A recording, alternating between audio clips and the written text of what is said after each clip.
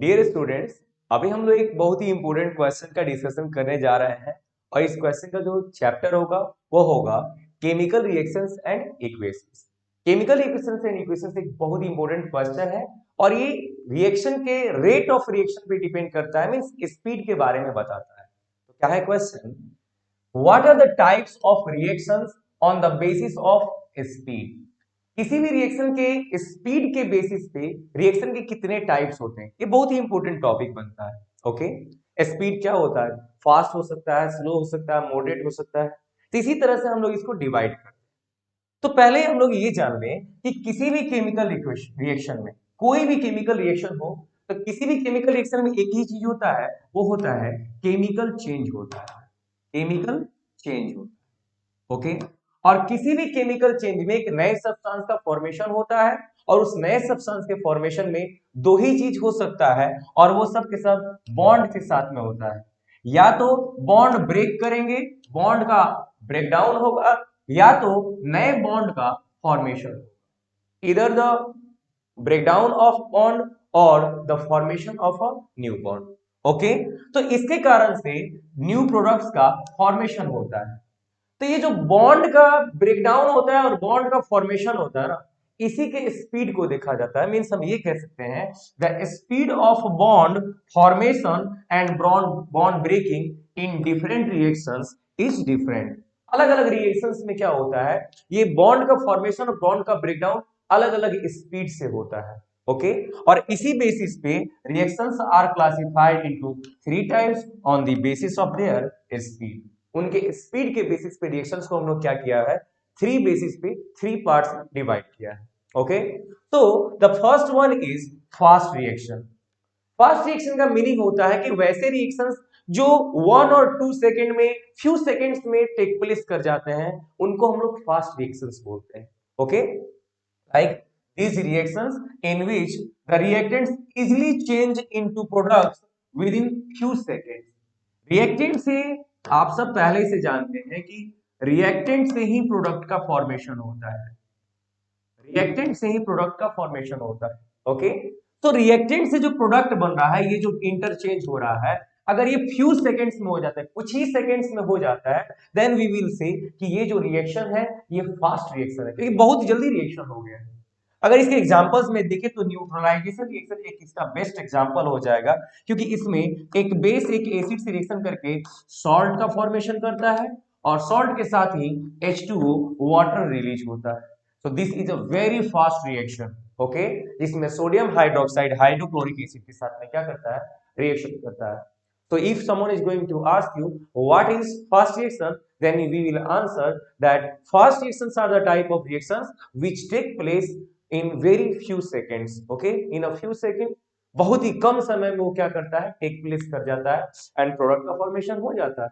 Okay, the next one is moderate reaction. Moderate means होता है medium, मतलब neither more fast nor too slow. Okay, ना तो ज्यादा फास्ट ना तो ज्यादा स्लो, मॉडरेट रिएक्शन होते हैं। ये कुछ आवर्स का टाइम ले लेते हैं, कुछ मिनट्स कुछ आवर्स का टाइम ले लेते हैं।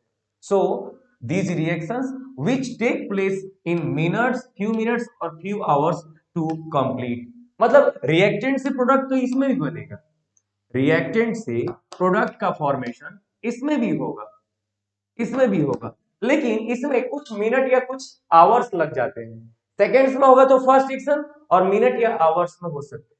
ओके, तो इस मॉडरेट रिएक्शन में neither very slow nor very fast. तो इसमें सबसे मेन एग्जांपल हो जाएगा ये नाइट्रोजन पेंटाऑक्साइड का। ओके, नाइट्रोजन पेंटाऑक्साइड आप यहाँ पे देख रहे हैं N2O5। अगर 55 डिग्री सेल्सियस पे हम इसको हीट करते हैं तो ये NO2 बना देगा, नाइट्रोजन ऑक्साइड, और यहाँ पर half molecule of half mole of oxygen gas release हो जाएगा। एक और एग्जांपल दे सकते हैं आप, जैसे कि सुक्रोज होता है। सुक्रोज ये हमारे बॉडी में ये डाइजेशन में होता है, ये डाइजेशन में होता है। ओके, तो जैसा कि आप लोग जानते हैं कि हम लोग जब खाना खाते हैं, कोई भी फूड मटेरियल लेते हैं, तो हमारे माउथ के अंदर ही कितना ज्यादा जो सुक्रोज होता है या फिर जो स्टार्च होता है वो ग्लूकोज में टूट जाता है, लेकिन मैक्सिमम जो स्टार्च होते हैं वो क्या होते हैं, माल्टोज में कन्वर्ट हो जाते हैं, मीन सुक्रोज में कन्वर्ट हो जाते हैं। और वो जब हमारे स्टमक में जाते हैं तो जाने के बाद में ग्लूकोज एंड फ्रक्टोज में टूट जाते हैं। तो इसमें काफी समय लगता है, इसीलिए हमारे फूड के डाइजेशन में समय लगता है। 3-4 आवर्स का समय लग जाता है, 5-6 आवर्स का समय लग जाता है। और हमारा फूड क्या होता है, जो पेट में स्टमक में जो फूड जाता है वो डाइजेस्ट होता है।